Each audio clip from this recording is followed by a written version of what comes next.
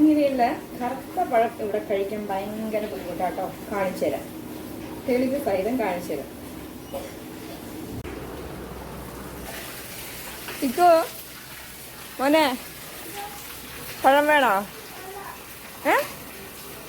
ഇവിടെ നോക്ക്, വേണോ? കേട്ടല്ലോ, കഴിക്കില്ല. അപ്പോൾ നമുക്ക് വേറെ ഒരു പരീക്ഷണം ചെയ്തു നോക്കാം. പിന്നെ ഒന്നും നോക്കിയില്ല, അതിനെ എങ്ങനെയും രൂപമാറ്റം വരുത്താമെന്ന് ആലോചിച്ചിട്ടാണ് കേട്ടോ അടുക്കളയിലേക്ക് പോയത്. പെട്ടെന്ന് തന്നെ ഞാൻ ആ പഴം എടുത്തിട്ട് ഇതുപോലെ കട്ട് ചെയ്തിട്ട് കുഞ്ഞു കുഞ്ഞു പീസുകളാക്കിയിട്ട് നമുക്കൊരു പാത്രത്തിലേക്ക് ഇട്ട് കൊടുക്കാം കേട്ടോ. ഇതുപോലെ 2 പഴം ഇരിപ്പുണ്ടായിരുന്നു. ഞാൻ ആ 2 പഴം എടുത്തിട്ടുണ്ടായിരുന്നു. ഇതുപോലെ ചെറിയ ചെറിയതാക്കിയിട്ട് അരിയാണെങ്കിൽ കുറച്ചുകൂടെ നമുക്ക് എളുപ്പത്തിൽ വേഗം ചെയ്തെടുക്കാൻ പറ്റുമേ. അപ്പോൾ ഇതുപോലുള്ള പഴങ്ങളൊക്കെ ഉണ്ടെങ്കിൽ, വീട്ടിലാരും കഴിക്കാത്ത കുഞ്ഞുങ്ങളൊക്കെ ഉണ്ടെങ്കിൽ ഇതുപോലെയൊക്കെ നമുക്ക് ചെയ്ത് കൊടുക്കാം കേട്ടോ. അവർക്ക് തീർച്ചയായും ഇതുപോലെയൊക്കെ ചെയ്ത് കൊടുക്കുമ്പോൾ ഇഷ്ടപ്പെടും. നമ്മളായാലും കഴിച്ചൊക്കെ പോകും കേട്ടോ. അപ്പോൾ അടിപൊളി ടേസ്റ്റ് ഒരു സാധനമാണ്. അപ്പോൾ നമ്മൾ വീഡിയോ ആദ്യമായിട്ട് കാണുന്നവരാണെങ്കിൽ ഞങ്ങളുടെ ചാനൽ ഒന്ന് സബ്സ്ക്രൈബ് ചെയ്ത് കണ്ടേക്കണേ.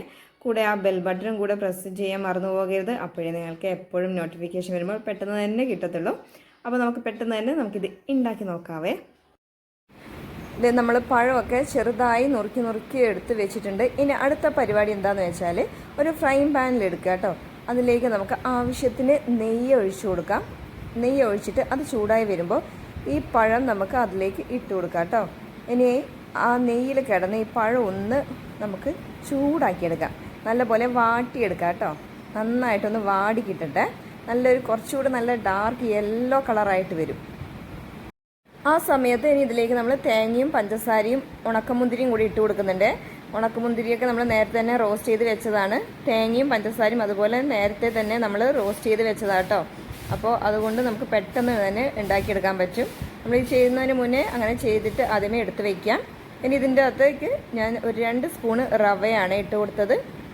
കുറച്ച് നമ്മൾ റോസ്റ്റ് ചെയ്യാത്ത റവ ഇട്ട് കൊടുത്തേക്കുന്നത്. ഇനി ചൂടൊന്ന് ആറിയതിന് ശേഷം നമുക്ക് കയ്യിലേക്ക് വെച്ചിട്ട് ഉരുട്ടി ബോൾ പോലെ ആക്കിയെടുക്കാം കേട്ടോ. അപ്പോൾ ഇതാണ് അതിൻ്റെ പരിപാടി. ഇനി ഇതിലേക്ക് നമുക്ക് നമ്മുടെ നേരത്തെ റോസ്റ്റ് ചെയ്ത് വെച്ച നമ്മുടെ മുന്തിരി ഉണ്ടല്ലോ, അത് ഇതിൻ്റെ മുകളിലേക്ക് ഇങ്ങനെ വെച്ച് കൊടുക്കാം. ഇല്ലാന്നുണ്ടെങ്കിൽ അതിൻ്റെ ഉള്ളിലേക്ക് ആക്കി വെച്ച് കൊടുത്താലും കുഴപ്പമില്ല. അതൊക്കെ അവരവരുടെ ഇഷ്ടം പോലെ നോക്കി ചെയ്ത് കൊടുക്കാം കേട്ടോ. ഇനി ഇതിലേക്ക് നമ്മളൊരു ചീനച്ചട്ടിയിലേക്ക് വെളിച്ചെണ്ണ ഒഴിച്ചിട്ടുണ്ട്. അതിലേക്ക് നമുക്ക് ഓരോന്നായിട്ട് ഇട്ട് കൊടുക്കാം. പെട്ടെന്ന് തന്നെ ബ്രൗൺ കളറാകും കേട്ടോ. കാരണം ഇത് റവ ചേർത്തത് കാരണം വേഗം ഇതിന് ബ്രൗൺ കളറായിട്ട് വരും. നോക്കിയിട്ട് എടുക്കുക. ലോ ഫ്ലെയിമിലിട്ടിട്ട് നമുക്കിത് ചെയ്തെടുക്കാം കേട്ടോ. അപ്പോൾ നമ്മുടെ 4 മണി പലഹാരം റെഡി ആയിട്ടുണ്ട്. പിള്ളേർക്ക് കൊടുക്കാൻ റെഡി ആക്കിക്കൂടെ എല്ലാവരും പെട്ടെന്ന് തന്നെ. അപ്പോൾ അടുത്ത വീഡിയോ ആയിട്ട് വരാം. Okay, by.